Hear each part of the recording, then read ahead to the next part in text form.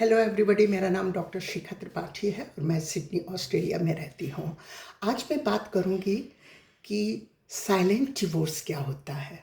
Silent divorce वो होता है जिसमें पति पत्नी एक साथ तो रहते हैं, एक छत के नीचे, एक घर के नीचे तो रहते हैं, लेकिन उनमें इंटरनल इमोशंस ख़त्म हो जाते हैं। यानी कि उनमें कोई इंटीमेसी नहीं रहती है, एक दूसरे की फीलिंग्स को नहीं समझते हैं, बस अपनी औपचारिकताएं या यूँ कहें अपनी रिस्पॉन्सिबिलिटीज़ को निभाते रहते हैं।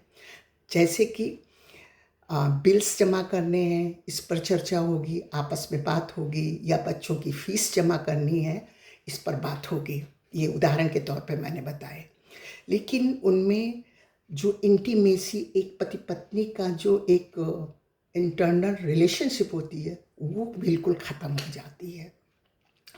हो सकता है महीनों महीनों फिजिकल रिलेशनशिप ना बनती हो, और कभी कभी तो मैंने ये भी देखा है कि बिल्कुल ही बंद हो जाती है बनना रिलेशनशिप, फिजिकल रिलेशनशिप। वो केवल, अब बात उठता है कि वो केवल इस रिलेशनशिप में क्यों रहना चाहते हैं। वो इसलिए रहना चाहते हैं कि हमारे भारतीय समाज में माता पिता अपने बच्चों को लेकर, अपने बच्चों के कैरियर को लेकर, फ्यूचर को लेकर ज़्यादा जागरूक होते हैं। वो सोचते हैं कि अगर कानूनी तौर पर तलाक हो गया तो फिर मेरे बच्चों का क्या होगा, मेरे बच्चों का फ्यूचर ख़राब हो जाएगा। इसलिए वो ऐसे साइलेंट डिवोर्स कहें या घुटन की ज़िंदगी कहें, उसमें जीते रहते हैं। और दूसरा बड़ा कारण होता है सामाजिक प्रेशर, जिसको हम सोशल प्रेशर कहते हैं, सामाजिक प्रतिष्ठा कहते हैं। उसके कारण भी बहुत से लोग इस घुटन भरी ज़िंदगी में, साइलेंट डिवोर्स में बने रहते हैं और कानूनी तौर पर नहीं रहते।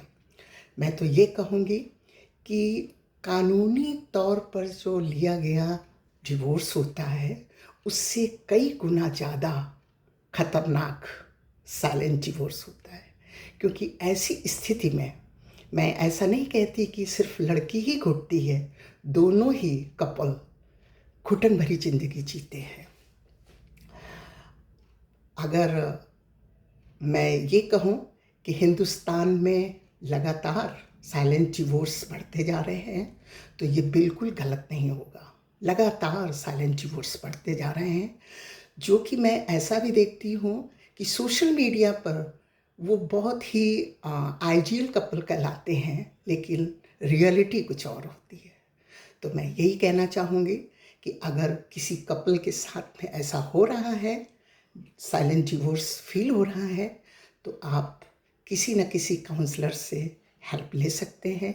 किसी न किसी मैरिज काउंसलर से हेल्प लेके आप अपने को हेल्प कर सकते हैं।